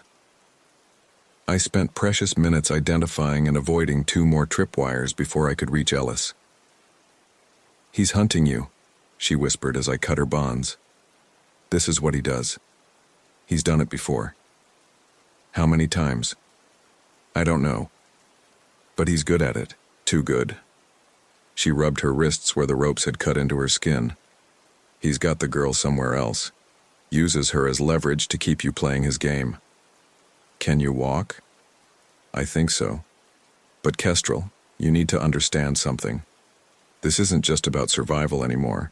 He's not going to let any of us leave this forest alive." "What do you mean?" "He told me about the others. Hikers who disappeared over the years. Cases that went cold. He's been doing this for a long time, and he's gotten away with it because he knows how to make people vanish without a trace." The implications hit me like a physical blow. How many missing persons cases had been attributed to accidents or exposure when they were actually murders? How many families had never gotten closure because their loved ones had encountered Wade Corwin? "We need to get out of here," I said. "Find help, come back with backup." "He won't let us leave, and he's got the girl. If we abandon her..." Ellis didn't need to finish. We both knew what would happen to Dahlia if we left her with Corwin. "So what do we do?" "We turn the tables. Stop being prey and start being predators." Ellis's voice was grim but determined. "He's got 12 years of experience, but he's also got 12 years of bad habits. Patterns we can exploit." "I'm listening." "He's overconfident. He thinks he controls the situation completely. But he made a mistake. He let you get away and now you freed me. He's dealing with two targets instead of one, and we can communicate while he's isolated." It made sense. Corwin had designed his game for solo victims, people who were isolated and terrified. But now he was facing a team. "What's the plan?" "We split up. Force him to choose between targets. While he's chasing one of us, the other finds the girl and gets her to safety. That's assuming we can find her. I have an idea about that." Ellis pointed to the east. "He's been using the old ranger station about 2 miles from here. It's been abandoned for years, but it would give him shelter and a place to keep prisoners." "How do you know about it?" "Because I helped shut it down. Budget cuts 5 years ago. But the building is still there, and it would be perfect for what he's doing." I thought about it. The plan was dangerous, but it was better than running blindly through the forest. "Who goes after Dahlia?" "You do. You're faster, and if something goes wrong, you might be able to outrun him. I'll create a distraction, keep him busy while you get the girl. Ellis, if he catches you..." "He won't. I've got 14 years of experience, and now I know what I'm dealing with. He's not invincible, Kestrel. He's just a man who's forgotten what it means to be human." We moved out, heading toward the old ranger station. The fog was beginning to lift, which gave us better visibility but also made us more exposed. We had to move carefully, using the terrain to stay hidden. About a mile from the station, we split up. Ellis headed south, making enough noise to attract Corwin's attention. I continued east, moving as quietly as possible through the undergrowth. The old ranger station was a single-story building made of local stone and weathered wood. It looked like it had been abandoned for decades, not just 5 years. Moss covered the roof and the windows were boarded up, but there were signs of recent activity: fresh tire tracks, disturbed vegetation, and a thin wisp of smoke rising from the chimney. I circled the building, looking for the best way in. The front door was padlocked, but there was a window on the north side where one of the boards had been pried loose. I could squeeze through if I was careful. Inside, the building was dark and smelled of decay and wood smoke. I used my flashlight sparingly, just enough to navigate without tripping over debris. The main room was empty except for some old furniture and park service equipment. But I could hear something from the back room, a sound like whimpering or crying. I found Dahlia in what had been the station's storage room. She was tied to a chair, gagged, and clearly terrified. But she was alive, and appeared to be uninjured. "Dahlia," I whispered. "I'm Ranger Thorn. I'm here to help." Her eyes went wide with hope and fear. I cut her bonds and removed the gag, putting my finger to my lips to signal quiet. "Are you hurt?" I asked. She shook her head. "He said he was waiting for someone. Said the real fun wouldn't start until the other ranger arrived." Other ranger. Corwin had been expecting me specifically. This whole thing had been planned around my involvement. "Can you walk?" "I think so, but he's out there. He'll catch us." "Not if we're smart about it." I helped her to her feet. "We're going to move slowly and quietly. If anything happens, you run toward the sound of water. There's a stream that leads back to the main trail." We started toward the window I'd used to enter, but before we reached it, I heard footsteps on the front porch. Corwin was back. "Kestrel?" His voice was sing-song, mocking. "I know you're in there. Brought a friend, did you? How touching." I pushed Dahlia toward the back of the building, looking for another exit. There was a rear door, but it was locked from the inside. I could break it down, but the noise would give away our position. "Your partner led me on quite a chase," Corwin continued. "But she made a mistake. Tried to use her radio when she thought she was out of range. I've been jamming communications, but I can still track the signals." Ellis had been caught. I was on my own with Dahlia, facing a predator who knew every trick in the book. "I'll make you a deal," Corwin called out. "Send the girl out and I'll let you live. Keep her, and you both join my collection." "Don't listen to him," Dahlia whispered. "He's going to kill us anyway." She was right. Corwin wasn't the type to leave witnesses. But maybe I could use his arrogance against him. "I want to see Ellis," I called out. "Proof that she's alive." "She's alive. For now, but she's not in very good condition. Clock's ticking, Kestrel. Make your choice." I looked around the storage room, taking inventory of anything that might be useful. Old camping gear, some tools, a few cans of fuel for camp stoves. Nothing that would stop a man with a knife and years of experience. But then I saw something that made me smile. A flare gun, probably left behind when the station was closed. It was old, but it might still work. "I'm coming out," I called. "But I want to see Ellis first." "Fair enough, but leave the girl inside. She's not part of this negotiation." I handed Dahlia the flare gun and showed her how to use it.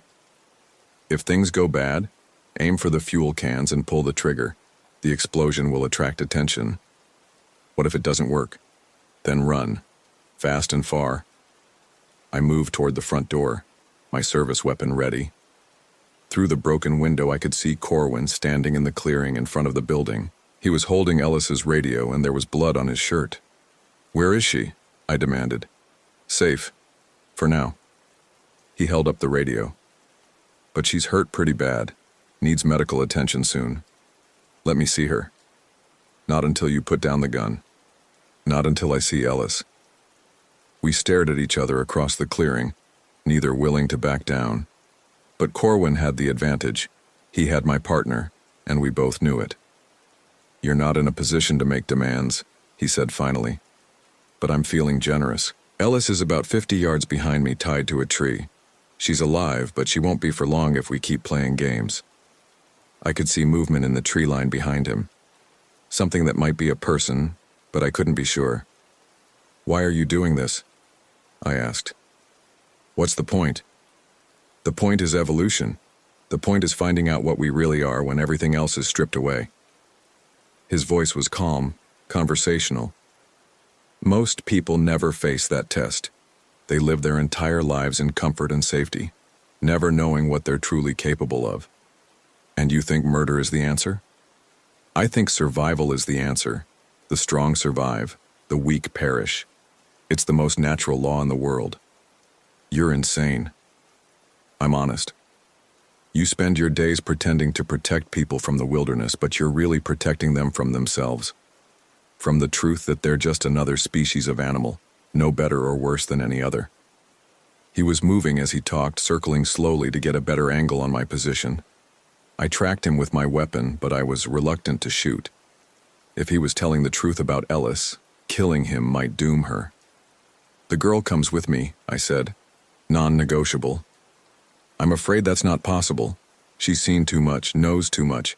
She's part of the ecosystem now." "Then we have a problem." "No, you have a problem. I have a solution." He moved fast, diving to the side as he threw something at me. I flinched, expecting a knife, but it was just a rock.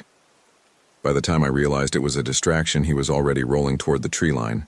I fired twice, but he was moving too fast and I was too shaken to aim properly. The shots went wide, and then he was gone, vanished into the forest like a ghost. I stood there for a moment, breathing hard, waiting for another attack. But the forest was silent. Too silent. I realized my mistake just as I heard the rear door of the building crash open. Corwin had circled around while I was focused on the front. He was inside with Dahlia. I ran toward the building, but I was too late. I heard Dahlia scream, then the sound of breaking glass. By the time I reached the back door, Corwin was dragging her into the forest. "Let her go," I shouted. "Come and take her," he called back. "But leave the gun. This is between you and me now." I followed them into the forest, my weapon ready but useless. I couldn't risk a shot with Dahlia so close to him. He was using her as a human shield, and he knew it. We moved deeper into the woods, Corwin setting a punishing pace through difficult terrain. I could hear Dahlia crying, could see her struggling against his grip, but she was no match for his strength. "You're making this harder than it needs to be," he called over his shoulder. "Drop the gun, and we can settle this properly." "Like you settled it with Ellis?" "Ellis chose to fight. You can choose differently." We reached a small clearing dominated by an ancient Douglas fir. Corwin pushed Dahlia against the tree and held his knife to her throat. "Last chance," he said. "Gun on the ground or she dies right now." I looked at Dahlia, seeing the terror in her eyes, the thin line of blood where the knife had already broken skin. Corwin was serious. He would kill her without hesitation. I placed my weapon on the ground and kicked it away. "Good choice," Corwin said, but he didn't release Dahlia. "Now we can have that conversation about evolution. You got what you wanted. Let her go." I got part of what I wanted, but the lesson isn't complete yet. He pressed the knife harder against Dahlia's throat. "You see, the real test isn't whether you can survive. It's whether you can make the hard choices when survival depends on it." "What are you talking about?"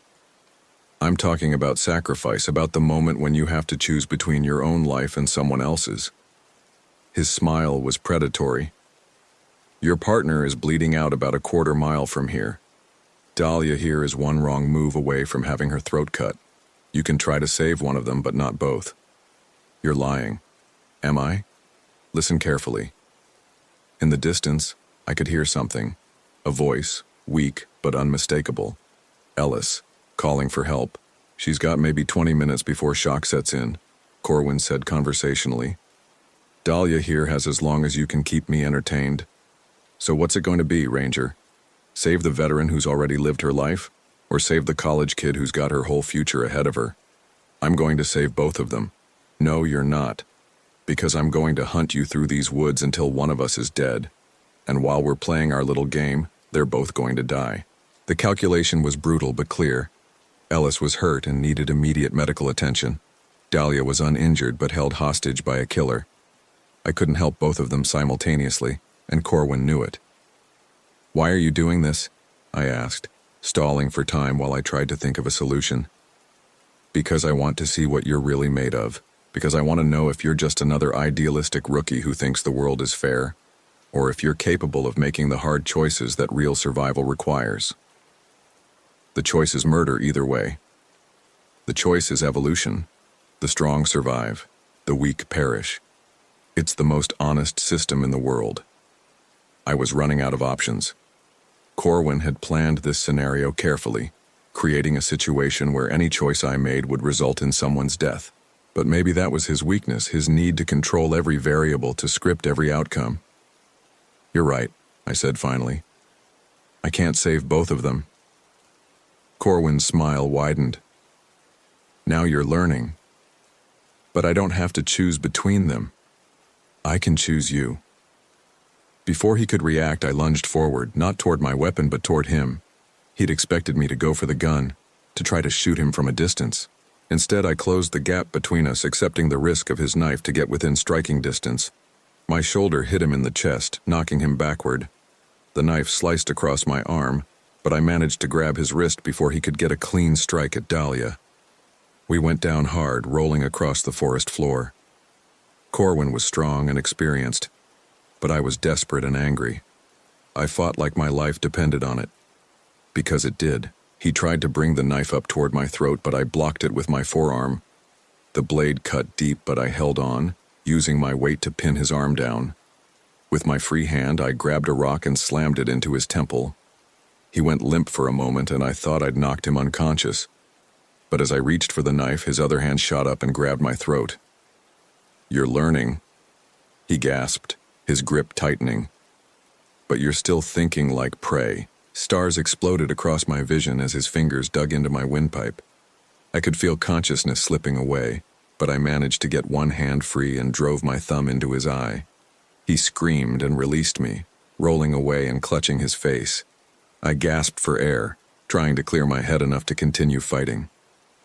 "You little bitch," he snarled, blood streaming from his eye. "I'm going to make you watch while I gut them both." But he was hurt now. Disoriented, I scrambled toward my weapon, but he was faster. The knife whistled past my ear as I dove sideways, landing hard on my shoulder. I rolled and came up with the rock still in my hand. Corwin was advancing on me, the knife held low in a combat grip. His left eye was swollen shut, but his right eye burned with homicidal rage. "This is what you wanted, isn't it?" he said. "To prove you're not just another rookie, to show you can handle the real wilderness. I wanted to find a missing person. You turned it into a nightmare. I turned it into education, but you're a slow learner." He feinted left, then came in from the right. I managed to partially block the knife with the rock, but the blade sliced across my ribs. Pain exploded through my chest, but I stayed on my feet. "Ellis," I shouted. "If you can hear me, help is coming." "No one's coming," Corwin said. "No one even knows where you are. You've been off the grid for hours." But he was wrong. I'd been tracking our position with my GPS, and even though the radios were jammed, the device was still logging our location. When backup finally arrived, they'd be able to follow our trail, assuming I lived long enough for backup to matter. Corwin came at me again, but this time I was ready. I threw the rock at his head, forcing him to duck, then grabbed a fallen branch and swung it like a club. It caught him across the shin, and he stumbled. I pressed the advantage, swinging the branch again. This time he caught it, but the impact jarred the knife from his other hand. We were both disarmed now, but he was bigger and stronger. He yanked the branch away from me and swung it at my head. I ducked, but the backswing caught me across the shoulders and sent me sprawling. "You're tougher than I expected," he said, breathing hard. "But you're still going to die here." I rolled away as he brought the branch down where my head had been. The impact sent up a shower of dirt and leaves, but I was already moving, scrambling toward the knife he'd dropped. My fingers closed around the handle just as his boot caught me in the ribs. I rolled with the kick, slashing wildly with the blade. I felt it connect with something, and Corwin cursed. When I came up, he was holding his leg, blood seeping between his fingers. The knife had opened a gash across his thigh, not deep enough to be fatal, but painful enough to slow him down. "You're learning," he said again, but this time there was respect in his voice. "But you're still thinking like prey." "I'm thinking like a survivor." "Same thing." We circled each other, both of us hurt and exhausted. The knife felt heavy in my hand, but I held it steady. Corwin was favoring his injured leg, and his left eye was swollen completely shut. "You know what the real tragedy is," he said conversationally. "Even if you kill me, you're still going to lose. Your partner is bleeding out and you don't even know where she is. The girl saw everything. She'll never be the same." "Shut up. This is what the wilderness really is. Not some pristine sanctuary, but a place where the strong prey on the weak, where civilized people discover what animals they really are." "You're wrong." "Am I?" "Look at yourself. Look at what you've become. You came here to save people, and now you're holding a knife, ready to kill a man." He was right, and that knowledge was almost as painful as my physical wounds. I'd become something I didn't recognize, something driven by violence and desperation. But I'd also become something necessary. "The difference," I said, "is that I'm killing to protect people. You're killing for pleasure. In the end, dead is dead. The motivation doesn't matter. It's the only thing that matters." He came at me then, moving faster than I'd expected despite his injuries. I managed to get the knife up, but he grabbed my wrist and twisted. The blade turned toward my own throat, and I could feel the sharp edge pressing against my skin. "Evolution," he whispered in my ear. "The weak perish." But I wasn't weak. I was terrified, injured, and exhausted, but I wasn't weak. I brought my knee up hard between his legs, and when he doubled over, I drove my elbow into his spine. He went down hard, and I scrambled away from him. But he wasn't finished. Even hurt, even partially blind, he was still dangerous. He came up with another rock, this one the size of a softball. I ducked as he threw it, but it caught me a glancing blow on the shoulder. My arm went numb, and I nearly dropped the knife. "You're going to die here," he said, advancing on me. "And then I'm going to take my time with your friends." "No," I said. "You're not." I threw the knife. It wasn't a perfect throw. I'd never been trained in knife throwing, and my injured arm affected my aim. But it was close enough. The blade caught him in the chest, just below the collarbone. Not a killing blow, but enough to stop him. He looked down at the knife protruding from his chest, then back at me. "Well," he said, "maybe you're not prey after all." He pulled the knife out, which was a mistake. Blood began flowing freely from the wound, and he swayed on his feet. "This isn't over," he said, but his voice was weak. "There are others like me. People who understand what the wilderness really is. Then I'll stop them too." He smiled, blood flecking his lips. "No, you won't, because you'll never be the same after this. You'll see predators in every shadow, danger in every quiet moment. You'll never trust the forest again." He was probably right about that, but I'd worry about my psychological recovery later. Right now, I had 2 people to save. I left him there, dying in the clearing where he'd planned to kill me. I retrieved my service weapon and started searching for Ellis, following the sound of her voice. I found her tied to a tree about 300 yards away, barely conscious and pale from blood loss. She'd been stabbed in the abdomen, and the wound was serious but not immediately fatal. "Kestrel?" she whispered as I cut her bonds. "Did you?" "He's dead," I said, though I wasn't entirely sure that was true. "Where's Dahlia?" "She ran when you attacked him. Smart girl. She's probably halfway to the trail by now." I hoped Ellis was right. I'd told Dahlia to run toward the sound of water, which would lead her back to the main trail. If she kept her head and didn't panic, she'd make it to safety. "We need to get you to a hospital," I said, examining Ellis's wound. "Can you walk?" "I think so. But Kestrel, there's something you need to know about Corwin." "What about him?" "He wasn't lying about the others. There are files hidden in the old station, names, dates, locations. He's been doing this for years." The implications hit me like a physical blow. How many missing persons cases had been attributed to accidents when they were actually murders? How many families had never gotten closure because their loved ones had encountered Wade Corwin? "We'll deal with that later," I said. "Right now we need to get out of here."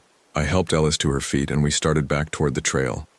She was weak but mobile, and I supported her as we made our way through the forest. Behind us, I could hear Corwin calling out, his voice growing fainter with distance. "Kestrel, this isn't over. You can't escape what you've become." Maybe he was right. Maybe I'd never be the same after this. But I'd survived, and I'd saved 2 people in the process. That had to count for something. We reached the main trail just as the sun was setting. In the distance, I could see flashlights and hear voices. Search and rescue had finally arrived, probably following the GPS track from my unit. "Over here," I called out, waving my arms. "We need medical assistance." The rescue team reached us within minutes, and Ellis was quickly stabilized and prepared for transport. She'd lost a lot of blood, but the medics were confident she'd make a full recovery. "What about the missing person?" the team leader asked. "Dahlia Wickham?" "She's alive," I said. "She should be somewhere between here and the old ranger station. And there's something else. The suspect is Wade Corwin, former park ranger.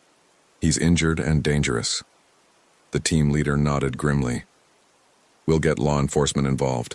This is bigger than a missing person case now." They were right. This was attempted murder, kidnapping, and probably much worse. But as I watched Ellis being loaded into the medical helicopter, I felt a strange sense of completion. My first missing person case had ended with everyone alive. Well, almost everyone. 3 days later, I sat in the sheriff's office giving my statement for the 4th time. The investigators had found Corwin's body in the clearing where I'd left him, and the evidence at the old ranger station corroborated everything I'd told them. But it was the files Ellis had mentioned that were the real revelation. Names, dates, locations, evidence of at least 12 murders spanning 5 years. Wade Corwin had been responsible for disappearances across 3 states, always choosing victims who were isolated and vulnerable. "You did good work," Sheriff Martinez said, closing the file. "A lot of families are going to get closure because of what you found." "I didn't find it," I said. "I just survived it." Sometimes that's enough. Dahlia had made it to safety just as Ellis had predicted. She was traumatized but physically unharmed, and she'd been instrumental in helping investigators understand Corwin's methods. She'd also been the key witness in establishing the timeline of events. Ellis was recovering well, though she'd be on desk duty for several months. She'd recommended me for a commendation, which I wasn't sure I deserved. I'd made too many mistakes, been too naive about the dangers we faced. But I'd also learned something important. The wilderness wasn't just about bears and cliffs and exposure. Sometimes the most dangerous predator was the one that looked just like you. A week later, I was back on duty, patrolling the same trails where everything had happened. The forest looked different now, less welcoming, more threatening. Every shadow could hide a danger. Every quiet moment could be the calm before violence. Corwin had been right about one thing. I'd never be the same after this. But maybe that was okay. Maybe a little paranoia was the price of staying alive in a world where humans could be the most dangerous animals of all. I was checking campsites near the Hoh River when my radio crackled with a familiar call. "Ranger Thorne, this is dispatch. We've got a missing person report." I felt my stomach drop, but I keyed the radio. "Go ahead, dispatch." Thomas Brennan, age 34, failed to return from a day hike, last seen yesterday afternoon at the Hurricane Ridge trailhead.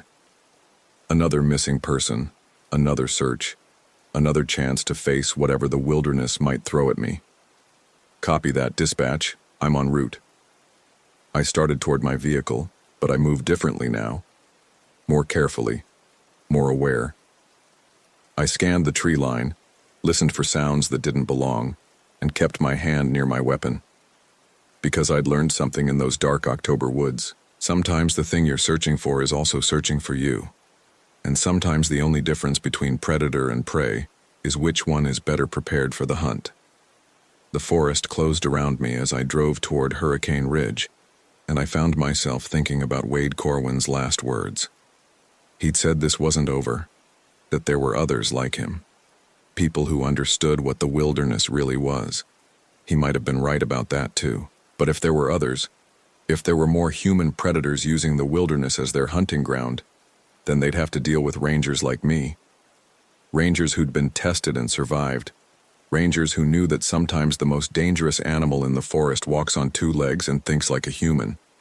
I reached the Hurricane Ridge trailhead as the sun was setting, painting the mountains in shades of red and gold. Somewhere out there was Thomas Brennan, probably cold and scared, possibly injured, hopefully alive. And somewhere else, maybe, was another Wade Corwin, another predator who saw the wilderness as a hunting ground and other humans as prey. But this time, I was ready for both possibilities. This time I knew what the darkness could hide. This time, I was no longer prey. My name is Kestrel Thorne, and I am 27 years old. I've been a park ranger at Olympic National Park for 15 months now, and I've learned that the most important thing about surviving in the wilderness isn't knowing how to start a fire or purify water or signal for help. It's knowing that sometimes the most dangerous predator in any forest is the one that looks exactly like you.